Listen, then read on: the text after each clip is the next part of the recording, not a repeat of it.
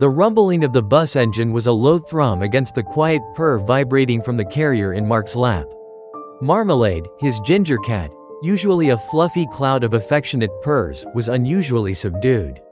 Mark attributed it to the novelty of the outing. Marmalade, a creature of routine and supreme comfort, rarely left the house. They found a pair of empty seats near the back. Mark gently unzipped the carrier, revealing Marmalade's grumpy orange face. The cat stretched, yawned, a tiny pink tongue flickering, then settled onto the plush seat beside Mark, seemingly content. The bus filled quickly. A young woman, burdened with grocery bags, boarded.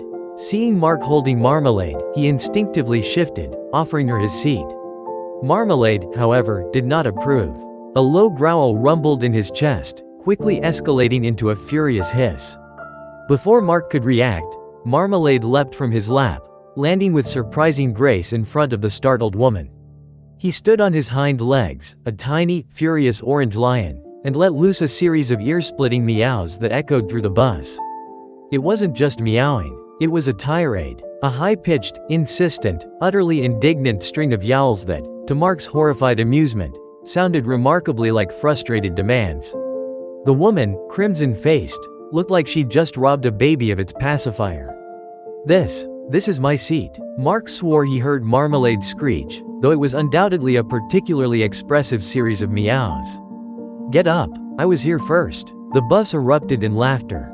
The woman, mortified, practically leapt from the seat. Mark, simultaneously embarrassed and fascinated, offered his seat to the woman, and then, unbelievably, the now throned Marmalade settled onto it, gazing around with an air of smug satisfaction. The rest of the ride was a blur of amused whispers and sideways glances. Marmalade, having successfully conquered his nemesis, the encroaching grocery shopper, curled up on his seat, occasionally letting out a contented purr that somehow sounded like a satisfied sigh of victory.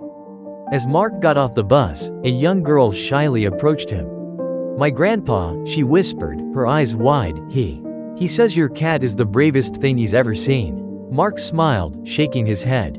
He knew Marmalade's bravado was a facade, masking a deeply insecure feline. But he also knew, as he wrestled the now grumpy orange cat back into the carrier, that this was a story he'd be telling for years to come.